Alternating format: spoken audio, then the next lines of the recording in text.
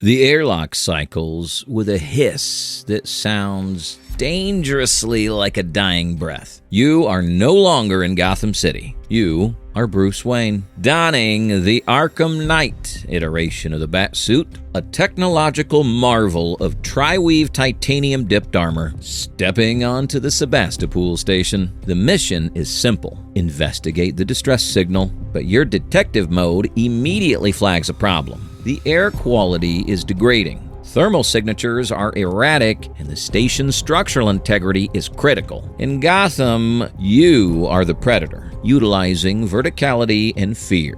Here, amidst the claustrophobic, low-ceilinged corridors of deep space, you are an anomaly. You check your loadout: explosive gel, smoke pellets, the remote hacking device, and the disruptor. But as you scan the environment, you realize the grapnel gun is useless. There are no stone gargoyles here, only flimsy ventilation ducts and industrial piping. The atmospheric tension is heavier than the smog of Gotham. As you move past the flickering lights of the transit hub, the sensors in your cowl pick up a biological reading that defies classification. It's not human, it's not machine, and it's hunting you.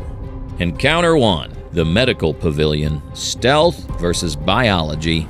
You track the signal to the medical pavilion, a labyrinth of sterile white halls and flickering monitors. The environment is tight, restricting the wide combat flows you're used to. Suddenly, the motion tracker on your HUD spikes. A creature drops from a ventilation shaft, the Xenomorph. Let's break down the science of this standoff. You have the advantage of the silent predator mechanics. Your boots are designed to dampen footfalls to near 0 decibels. Against a human militia in Gotham, you are a ghost. But the Xenomorph isn't just listening with ears. Biological analysis suggests these creatures possess lateral lines similar to aquatic predators like sharks, allowing them to detect changes in air pressure. Even if you don't make a sound, the physical displacement of the air as you move could give you away. You crouch behind a gurney, analyzing the takedown probability. In Arkham, you'd glide kick or perform an inverted takedown.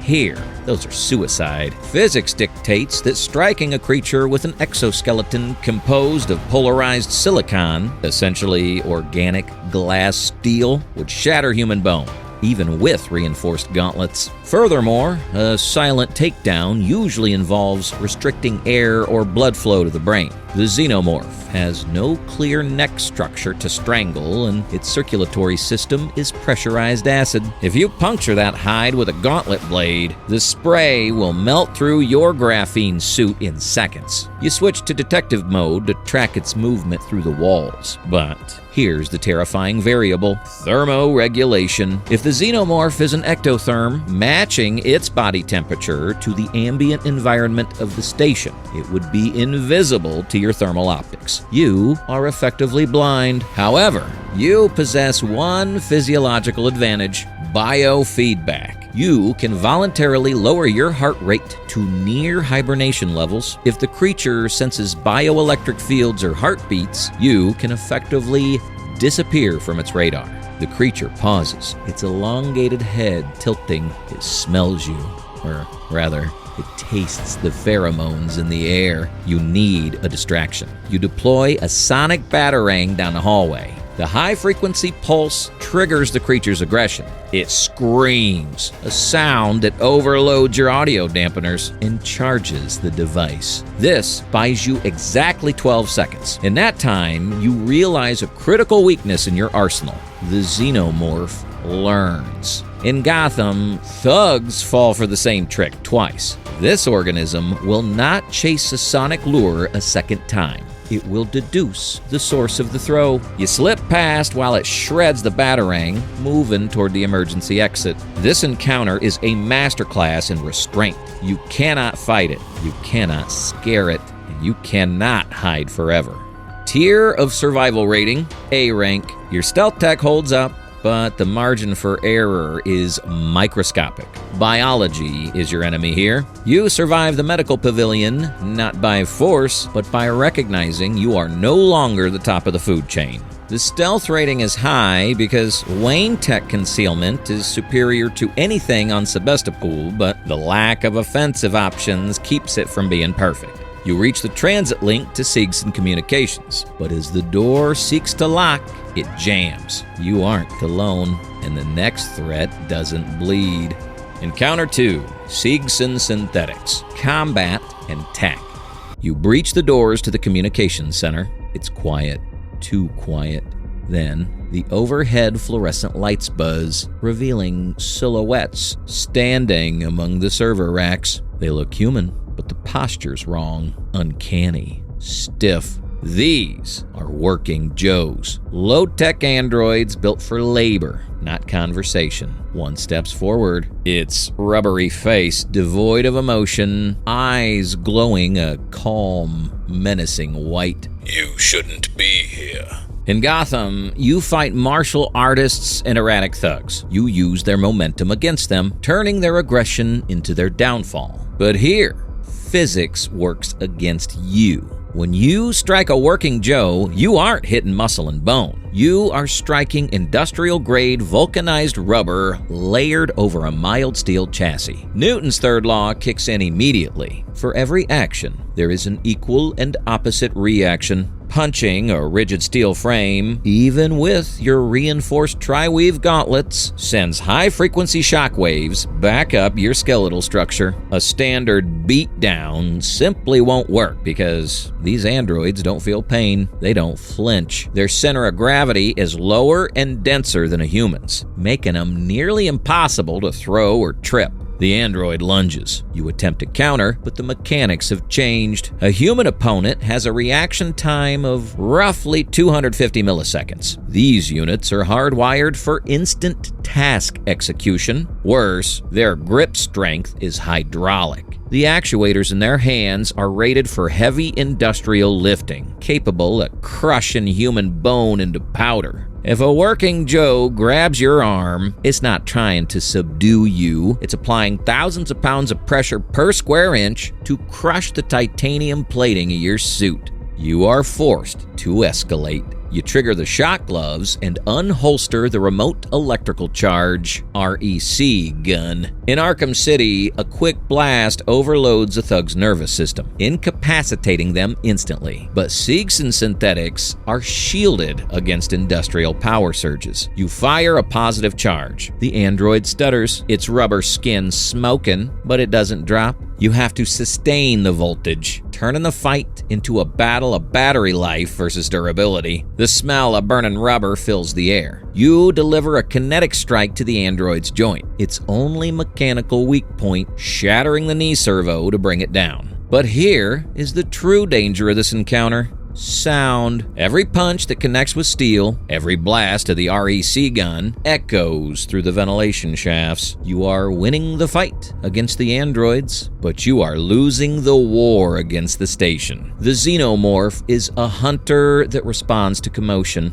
A prolonged brawl is a dinner bell. You realize you can't brute force this. You pull the disruptor monocular. In Gotham, you use this to jam guns. Here, you tune the frequency to the Sigson's internal communication protocols. You fire a sabotage round into the lead android's visual cortex. It begins to flail, attacking its own kind. The chaos buys you the opening you need. You drop a smoke pellet, useless against the android's thermal sensors, but perfect for breaking line of sight long enough to grapple up to the maintenance walkway. Tier of survival rating, B rank. You survive, but it's messy. The working Joes are tanky enough to drain your gadget batteries and force you into physical confrontations that risk armor integrity. While the Arkham suit protects you from the blunt force trauma, the noise generation is a critical failure state. You wasted time and energy. You hack the terminal, secure the comms, and get the location of the nest. But just as you do, the station groans. Gravity shifts. The station's orbit is decaying.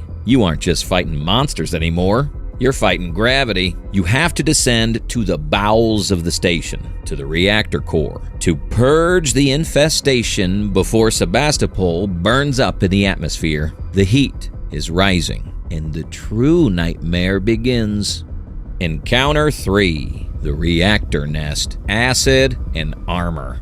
You descend into the bowels of the station, past the engineering decks, and into the central reactor maintenance shaft. The temperature spikes immediately. Your HUD flashes environmental warnings as the ambient heat climbs past 45 degrees Celsius, with humidity hitting 100%. The pristine, sterile aesthetic of Sevastopol is gone, replaced by a biomechanical nightmare. The walls are coated in a secreted resin, twisting the industrial architecture into something organic and labyrinthine.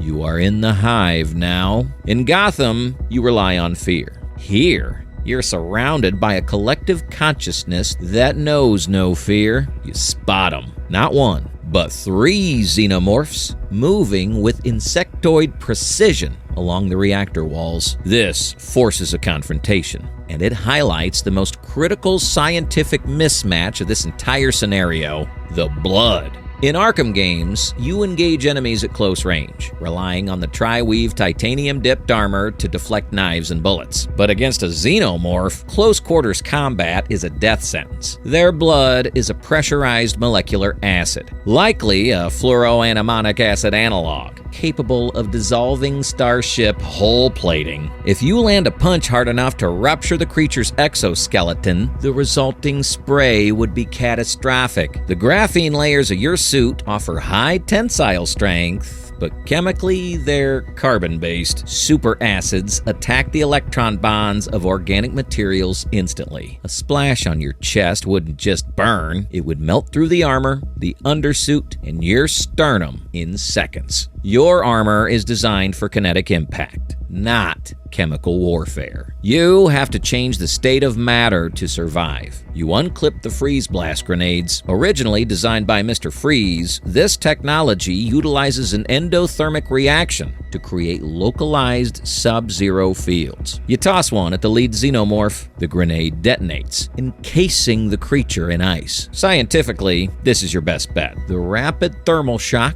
dropping the creature's surface temperature from ambient reactor heat to sub-zero instantly, makes the silicon-based exoskeleton brittle. It doesn't kill the perfect organism, but it slows the metabolic processes and makes the carapace vulnerable to explosive gel. However, the other 2 close the distance. One lunges, pinning you against a resin-coated pillar. This is a test of raw kinetic force. In the comics, Batman can bench press over 1,000 pounds. You are a peak human. But the xenomorph is nature's ultimate hydraulic press. We've seen these creatures rend reinforced bulkhead doors that require tons of force to deform. As you struggle to hold back the inner jaw, the pharyngeal mandible capable of punching through a skull, you realize you are physically outmatched. Your servos whine as you barely hold the creature back. The leverage of mechanics failing against an opponent that can anchor itself to walls. You cannot win a wrestling match here. You detonate a smoke pellet to blind their visual sensors and activate the line launcher. In Arkham, this gadget allows you to traverse horizontal gaps effortlessly. Here, it saves your life. You fire the cable across the reactor shaft, the high tensile wire biting into the far wall. You zipline over the abyss, leaving the screeching drone behind. Tier of survival rating? C rank. This is the lowest grade yet. The probability of survival drops drastically because the environment neutralizes your best assets. The heat strains your stamina, the numbers overwhelm your stealth, and the acid blood renders your martial arts useless. You survived only because of the freeze blast and superior mobility tools. You reach the control terminal and initiate the reactor purge. The sirens begin to wail. The nest is burning. But now, you have to outrun the explosion. Encounter 4, the Void and Final Escape. The reactor purge initiates a chain reaction that tears through the lower decks. You sprint through the collapsing corridors, the heat nipping at your cape. You reach the primary airlock just as the station begins to fracture. You have one option left, a spacewalk to the Torrens, the rescue ship holding position in the void. You engage the rebreather mask integrated into the cowl. The airlock cycles, the heavy bolts spin, and absolute silence rushes in. You step out into the freezing vacuum. Here, your traversal mechanics fundamentally change. In Gotham, the cape allows you to glide, turning gravity into forward momentum. But the cape is useless here. Without an atmosphere to provide lift and drag, it's just dead weight, a liability that could obscure your vision. You engage the magnetic clamps in your boots. You feel the heavy thud, or rather the vibration of the thud, through your legs as the electromagnets lock onto the hull plating. The silence is absolute, a stark contrast to the chaos inside. The physics of movement here are treacherous. You raise the grapnel gun to target the Tauren's extended docking arm, but you hesitate. In zero gravity, Newton's third law is absolute and unforgiving. The recoil from firing the grapnel, a high-torque motorized winch, would impart an equal and opposite backward force on your mass. Without the friction of the ground or the magnetic boots locked down, firing the gun would send you spinning uncontrollably into deep space. You lock your boots, brace your core against the hull, and fire. The line catches. But you aren't alone. As you begin the winch sequence, the hull vibrates beneath your feet. The Alpha Xenomorph, the perfect survivor, emerges from a ruptured maintenance hatch. Its carapace glistens in the starlight. It doesn't need air. It launches at you, claws digging into the metal to anchor its charge, closing the distance with terrifying speed. You cannot fight this in hand-to-hand combat. In a vacuum, you have no leverage for kinetic strikes, and your sonic gadgets are paperweights without air to carry the sound waves. You have one card left to play: pressure differentials. You are standing next to the external manual release for the auxiliary airlock. The creature lunges, its inner jaw extending in a silent scream. You disengage your magnetic boots and fire the grapnel gun to retract, pulling you toward the Taurens while simultaneously detonating a directed charge on the airlock door behind the creature.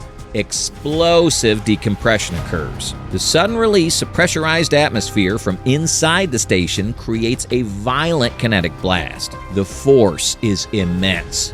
Thousands of pounds of thrust erupting in a millisecond. The Xenomorph, mid-leap and untethered, is caught in the jet stream. It is ejected into the endless dark. But the vacuum pulls at you too. It's a battle of grip strength versus the void. The monofilament cable pulls taut, groaning under the stress of arresting your momentum against the explosive force. Your arm socket screams in protest, bearing the G-force of the sudden stop. The cable holds. You winch yourself to the Tauren's airlock, watching as Sevastopol burns in the silence of space. Tier of survival rating, B rank. You survive, but only by abandoning the combat doctrine entirely. Your environment was the only weapon that mattered. The final verdict.